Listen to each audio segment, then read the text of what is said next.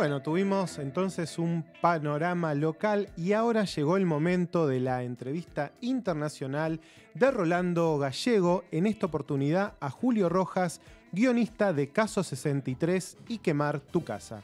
Lo escuchamos. Siempre es un gusto hablar con vos.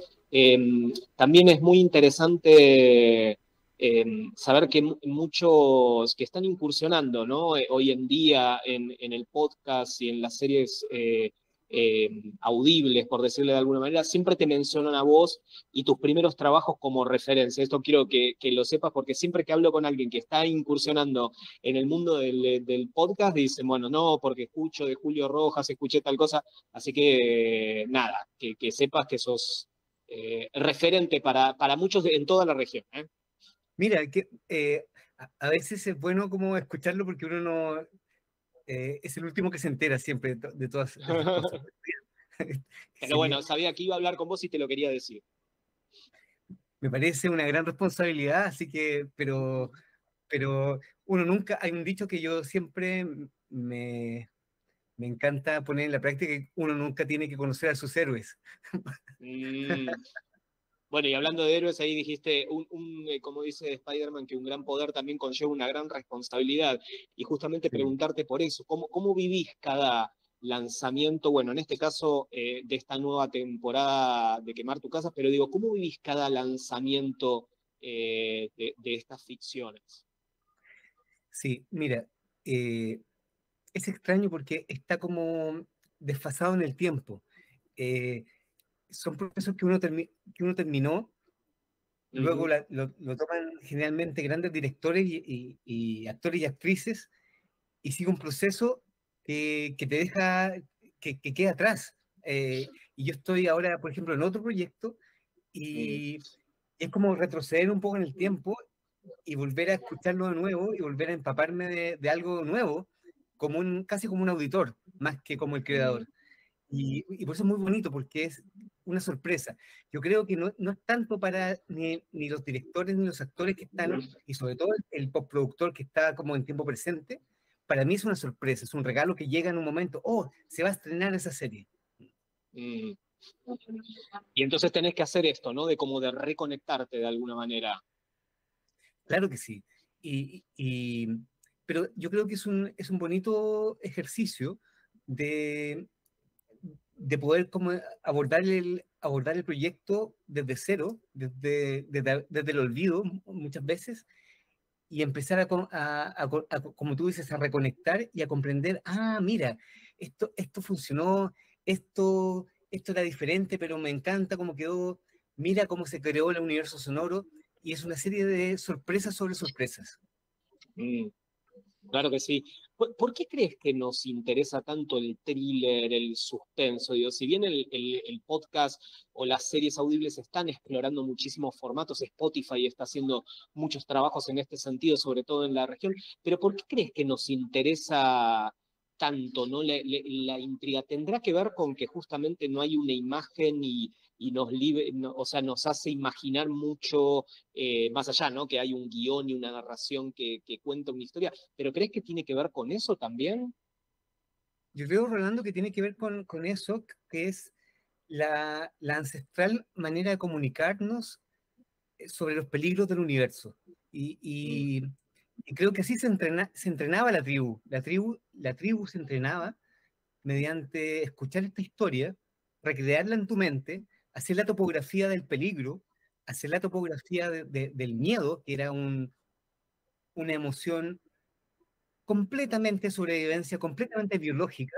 Sin miedo no hubiéramos llegado hasta acá, y si no, nos hubieran comido los predadores. Y creo que esa herramienta, el vehículo de la voz y luego la escucha, es perfecto para generar la sensación de que hay un peligro afuera y que te tienes que asustar. Y llega directamente, llega como al neocórtex, claro. ¿Y cómo fue imaginar esta nueva entrega, Lío? Porque también es eso, ¿no? Lo interesante de los proyectos, si bien hay algunos puntos en común, te permiten explorar otras historias. ¿Eso es lo que te interesa también, de que no sea como volver a lo mismo y recorrer Sí. el mismo camino?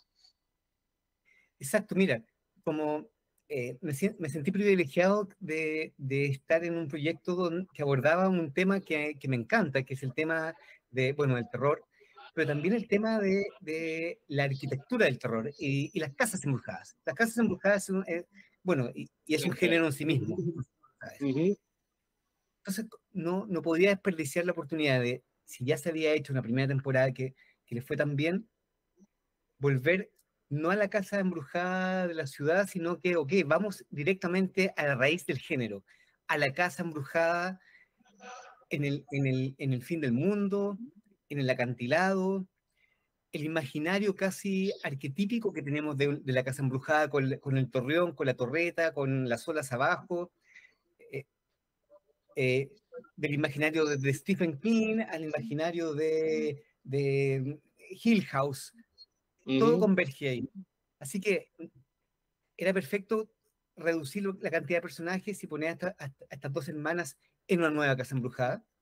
Y por eso me encantó este proyecto, porque tenía que ver más que con una ruta de evolución del personaje, que la tienen, y que es terrible lo que pasa al final, también con un desafío para dibujar una topografía que ya no era, que vive en cada uno de nosotros. Mm, mm. Bueno, ahí hablas, ¿no? De la casa también no solo tiene que ver con los miedos, sino también que tiene que ver con muchas cosas como los secretos, digo, que están presentes también en la temporada, que tiene que ver con la identidad, digo, la casa es como todo para nosotros, ¿no? Pero ¿qué pasa cuando Claro. esa casa justamente es esto, ¿no? Hay algo oscuro en la casa. Sí, yo honestamente creo que los universos físicos, los ambientes, se impregnan de las emociones de los habitantes. Uno entra a una casa y hay una casa feliz. Es impresionante cuando uno entra, por ejemplo, a una casa donde hay un bebé durmiendo en una habitación y uno siente esa vibración. Totalmente Ujú, diferente a una casa donde acaba de ocurrir una discusión o una pelea, o también una casa feliz. Y también hay casas malditas. Y así como las casas se impregnan, también pensé, y hay un diálogo en Quemar tu casa en esta temporada, que dice que hay casas en sí mismas enfermas, que es una hipótesis de Stephen King hasta eh, las primeras versiones de casas embrujadas, que son las casas psicópatas, donde mm. realmente están diseñadas están heridas y están diseñadas para el mal. Son faros del mal. ¿Y cómo fue el trabajo en esta temporada en particular? Porque bueno, vos tenías la idea de la casa, estaban las hermanas, pero había que contar algo nuevo. ¿Cómo fue un poco el desarrollo de esta segunda temporada? Bueno, teníamos dos hermanas en un automóvil con una desconocida en la carretera, y, y era una oportunidad maravillosa para conectar todos los puntos y comprender que la casa de donde salieron era una de una serie de casas que había construido un arquitecto ocultista, que todo esto era muy conectado con el imaginario de los 70 de los arquitectos ocultistas que hacían lugares extraños y que finalmente eran habitados eran focos de atracción de brujería o de puntos energéticos oscuros. Entonces yo pensé, ok, la casa 669 era una, y la Ujú. siguiente parte de la misma serie, pero es la madre de todas las casas. Mm, Bueno, qué y quizás bueno, viene qué otra. bueno claro, qué bueno lo que me decís. Yo quiero preguntarte específicamente por el formato, ¿cómo estás recibiendo, bueno, no todo el auge que hay de producción, no solo Spotify, hay otras empresas que están trabajando y también el reconocimiento, que hoy en día, por ejemplo, hay, ahora se me fue el nombre, creo que es Ondas, pero no sé si es Onda, pero el premio específico a podcast, digo, ¿cómo ves vos la evolución, ¿no? del formato? Es una evolución que tiene dos vertientes, yo creo. Lo primero es que las grandes plataformas y también las grandes casas productoras de contenido comprendieron que no había muerto un formato que lo tenían sepultado, que era el formato de contar historias no secuestradas por una pantalla, sino que directamente desde el audio.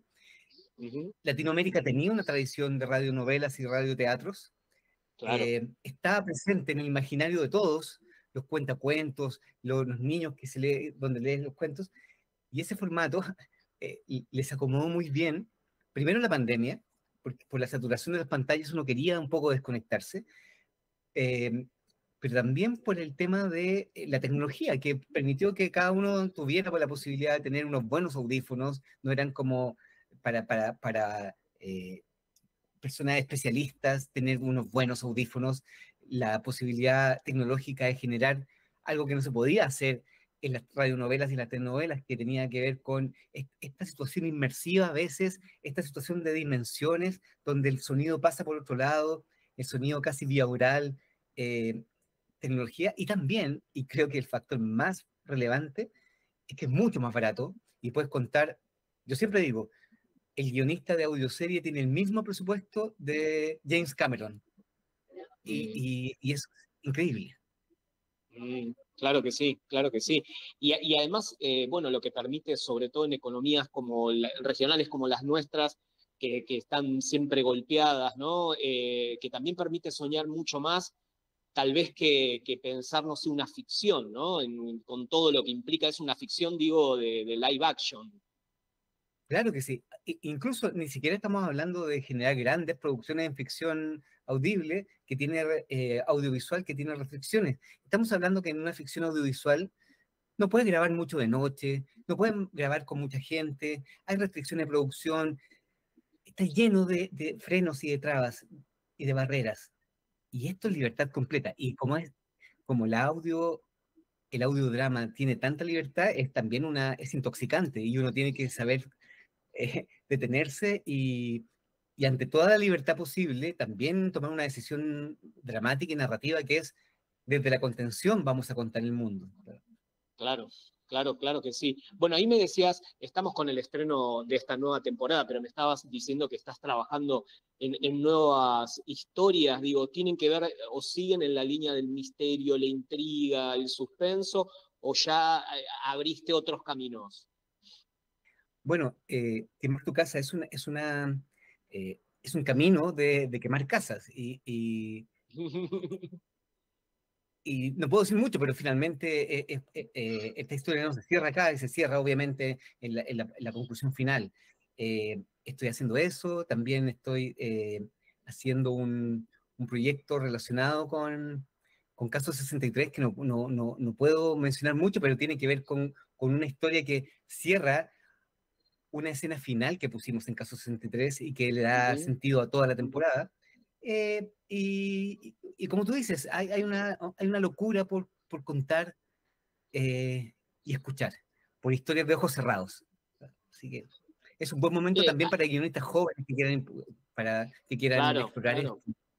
Bueno, y para vos también, y ahí aprovecho, mencionaste Caso 63, ¿cómo estás viviendo estas adaptaciones que se están haciendo en todo el mundo con actores de primera línea de cada uno de los países donde se está adaptando? ¿Cómo vivís eso?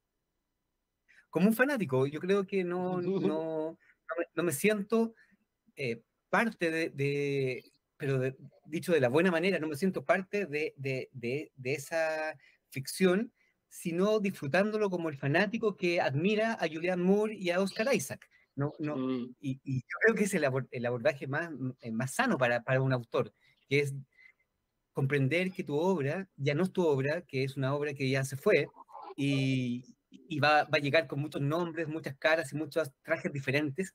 Y alguna vez fue, de alguna manera, fuiste parte de un proceso, pero ya no te pertenece. Y eso me parece hermoso. y es difícil llegar a esa conclusión. Viste que hay algunos autores como que son, bueno, esto es mío. Digo, es difícil llegar a ese momento y decir, yo lo suelto y ya está. Rolando, yo creo que tiene que ver con que yo ya soy una persona mayor y si esto me hubiera llegado, es caso 63, me hubiera llegado antes, claro, hubiera sido un abordaje quizás diferente, hubiera querido estar ahí en el rodaje y decir un par de palabras donde pareciera inteligente, pero no, creo que me siento mucho placer en escribir, estoy muy orgulloso con el proceso, pero también eh, me admira mucho cómo una historia puede, a través de la interpretación, sin modificar el ADN, tener tantas variaciones y tantas sutilezas, y cada vez es diferente. Y eso ya en sí me hace que me sienta apagado. Y no fue esa modestia, Bueno, me encanta. bueno, pero no te tires abajo. Y además sos muy joven todavía, Julio, por favor. No, No no, tenés pero un me refiero pasado a que con otra me hubiera profesión, matado a eso los 20 fue. años. Claro, Sí, pero acá el problema fue tu vida anterior como dentista. Ese fue el sí, intervalo que tuviste, pero sos muy joven sí, exacto, y por suerte exacto. seguís creando y apasionándonos con este formato que tanto nos gusta. Como siempre, Julio, muchas gracias por tu tiempo. Un placer hablar con vos. Muchas gracias, Rolando, a ti. Nos vemos el próximo año. Obvio, obvio.